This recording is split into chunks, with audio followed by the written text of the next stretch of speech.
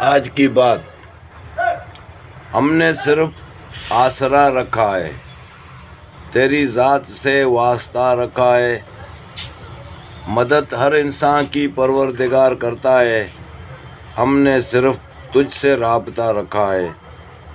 اس دور کے عجیب تقاضے ہیں، ہم نے خرافات سے واسطہ رکھا ہے، بھٹک رہا ہوں اسی لیے منڈیلا شیطان کو اپنا وسیلہ رکھا ہے۔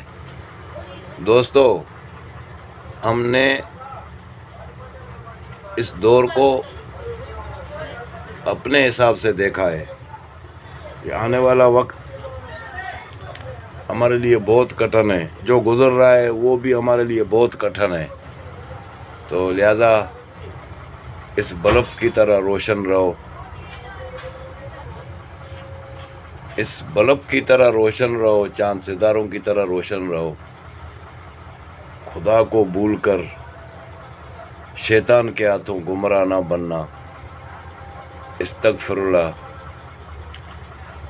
کہیں مسجود بھی ہیں، کہیں معبود بھی ہیں، خدا کو چھوڑ کر بندے برباد بھی ہیں، تو اسی لیے میں تمام دوستوں کو تلقین کروں گا، عاجزی کروں گا کہ خدا را ہم نے بہت نقصان کیا ہے، کیونکہ اگر آپ کی لاش پڑی ہوگی اور دوسری طرف دسترخوان بچھا ہوگا تو بھوک ہے، آپ کو دفنانے کی فکر نہیں رہے گی، مجھ کو دفنانے کی فکر نہیں رہے گی، کھانا ہر کوئی کھائے گا، چاہے کتنا ہی آپ کا عزیز ہو، آپ کا بیٹا ہو، آپ کا بھائی ہو، چاہنے والا ہو، وہ آپ کو نام سے نہیں، میت جنازہ دفنانے کی بات کرے گا۔ فائدہ استغفر اللہ صاحب، اللہ معاف کرے۔ ہم نے کیا کھویا، ہم نے کیا پایا اس زندگی سے؟ تو دیکھا خلوص موت کا تو یاد آ گیا مجھے، کتنے فریب دیتی تھی یہ زندگی۔ یہ زندگی ہمیں راس نہیں آئی، کیونکہ قبر سر اٹھ کر جو ہمارا منزل ہے وہ بہت گران ہے، قبر کے اندر جو ہمارے مناظر ہے وہ بہت بھیانک ہے۔ یہ دنیا کی رنگینی ہم دیکھ کر دنیا پہ فدا ہیں، معشوق کی خوبصورتی دیکھ کر معشوق پہ فدا ہیں، کسی بنگلے اور کسی کی رہائش کی توزین و آرائش دیکھ کر ہم اس پہ فدا ہیں کہ اس سے اچھا گھر بنائیں، اور اس چاہ میں ہم پتہ نہیں کیا کچھ کر ڈالتے ہیں۔ استغفر اللہ، استغفر اللہ۔ بنی گالا کے حکمرانوں کو بھی میرا یہ میسج ہے، رائے ونڈ کے حکمرانوں کو بھی میرا میسج ہے، جو اب آدھے ادھر ہیں آدھے لندن میں ہیں، اور دیگر ہمارے حکمران جو خربوں کی جائیداد رکھتے ہیں لیکن قبر میں نہیں لے جا سکتے ہیں صاحب۔ قارون سے بڑا خزانہ کسی کا نہیں تھا۔ ذوالفقار علی بھٹو کیا لے گیا، ضیاء الحق کیا لے گیا، مشرف تو چلو 2-3 سوٹ کیس بھر کے دبئی میں پہنچ گیا ہے، لیکن قبر میں کیا لے جائے گا؟ استغفر اللہ۔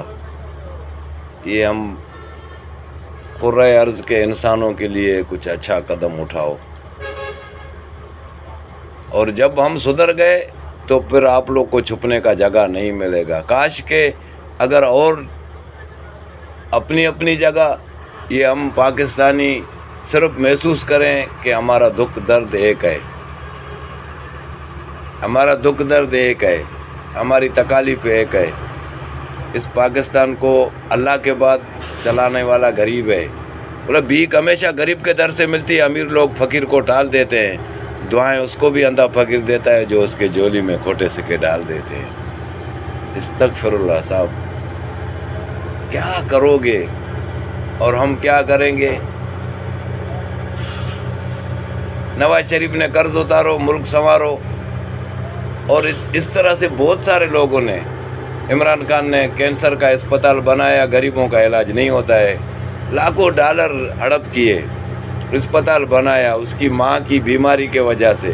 یہ پاکستان میں کتنی مائیں جو اب اپنے بچوں کے لیے ترس رہی ہیں، کتنی بہنیں جن کے بھائی جن کو دولہا ہونا تھا، جن کے جنازے بھی نصیب نہیں ہوئے۔ کرۂ ارض پہ جتنے بھی انسان رہتے ہیں ان کا کوئی معاشی حال ہے، ہمارا نہ معاشی حال ہے نہ مستقبل ہے۔ کیوں کہ ہمارے حکمرانوں کو آج تک کوئی انسانیت والا گر نہ دیکھا نہ سیکھا، نہ ہی پھر ہمارے جو پیچھے جو ہمارے اقاربین گزرے ہیں ان سے کوئی سبق حاصل کیا۔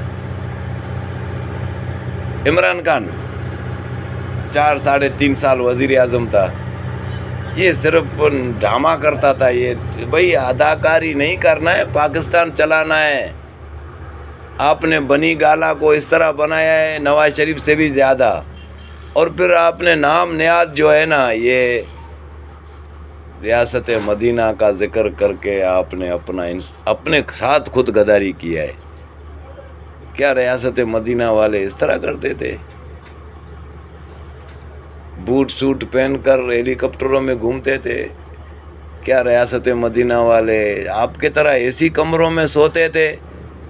نہیں سر، حضرت عمر کا دور خلافت، حضرت عثمان غنی کا، حضرت ابو بکر صدیق کا، ہمارے پیارے نبی صلی اللہ علیہ وسلم کا خلافت آپ دیکھو، اس کا محبت دیکھو۔ آپ ان کا نام لے کے اپنے ساتھ اور یہ 18 کروڑ 20 کروڑ لوگوں کے ساتھ غداری مت کرو، آپ دین کے ساتھ غداری مت کرو۔ ریاست مدینہ والے تو سکھ سے سوتے نہیں تھے اور رات کو گشت کرتے تھے۔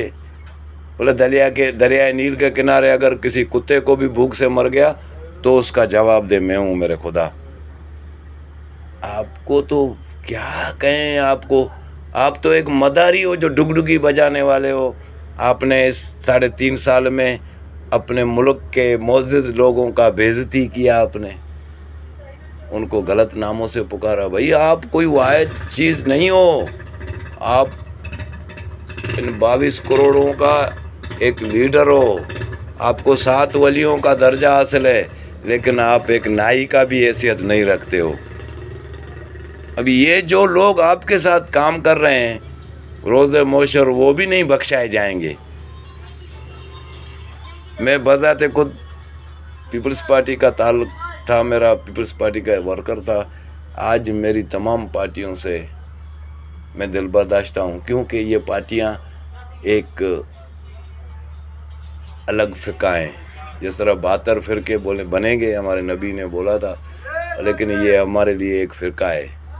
اور اس وقت تم لوگ کو سب کو غیر مذہب نے اس طرح ہم کو جکڑا ہے، استغفر اللہ، اس اغیار سے نکلو، ابھی بھی وقت ہے، سوچو، قرض اتارو، ملک سنوارو۔ نواز شریف نے بھی بہت سارا فنڈ اکٹھا کیا، چیف جسٹس ثاقب نثار نے بھی ڈیم بنائیں گے، یہ کریں گے وہ کریں گے، آج کدھر ہے؟ استغفر اللہ، قبر میں حساب دینا ہے آپ نے۔ قبر سے علاوہ اس دنیا میں پھر ذلیل و خوار بھی ہونا ہے۔ جس دن یہ 17-22 کروڑ پبلک کو احساس ہو گیا کہ ہماری حیثیت کیا ہے، ہمارے ٹکے ٹکے پہ آپ لوگ لنڈنوں کے دورے کرتے ہو، آپ کی حیثیت کیا ہے؟ آپ نے کہاں سے لایا ہے؟ اسی پاکستان سے آپ کو ملا ہے۔ آپ نے پاکستان کو کیا دیا ہے؟ آپ کے بیٹے تو لنڈن میں ادھر انگریزوں کے ساتھ ٹویسٹ کر رہے ہیں، لاؤ نا ان کو آرمی میں، کارگل پہ بھیجو نا۔ ہمارے بچے آرمی میں ہیں، ہمارے بچے پولیس میں ہیں، ہمارے بچے تمام اداروں میں ہیں، یہاں تو بے روزگار ہیں۔ آپ کے بچے تو عیاشیاں کر رہے ہیں، ان کو بھی لاؤ نا۔ کیا قربانی کے بچے ہم لوگ، ہمارے بچے ہیں، پاکستانیوں کے بچے ہیں، 17 کروڑ غریبوں کے بچے ہیں۔ آپ کے بچے عیاشیاں کر رہے ہیں لنڈن میں۔ تمام حکمرانوں کے جتنے بھی با اختیار لوگ ہیں ان کے بچے بیٹے کوئی آرمی میں نہیں ہے، کوئی کسی اس میں نہیں ہے۔ آپ کے بچے تو لنڈن میں پڑھتے ہیں، ہمارے بچوں کو تو اپنے مقامی اسکول میں تعلیم نہیں ہے، کتاب نہیں ہے، یونیفارم نہیں ہے، اسکولوں کا فنڈ بھی کھا جاتے ہیں، چوکیدار کا تنخواہ بھی کھا جاتے ہیں. کون کھاتا ہے؟ آپ لوگ کھاتے ہو، حرام خورو. پبلک آپ لوگوں سے حساب لے گی. جس دن 22 کروڑ کو اپنے ہونے کا احساس ہوا تو ولی محمد منڈیلا، تمام میری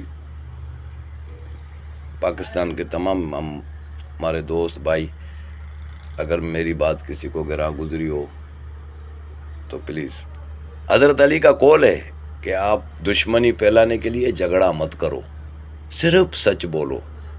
آپ لوگ جھوٹے ہو، جتنے بھی حکمران ہیں سارے دودھ کے دلہے نہیں ہیں، لیکن کوئی اچھا آدمی آئے تو اس کی رسپیکٹ نہیں ہے. سچ بولنے والے اسمبلی میں ہیں، ان کی سننے والا کوئی نہیں ہے.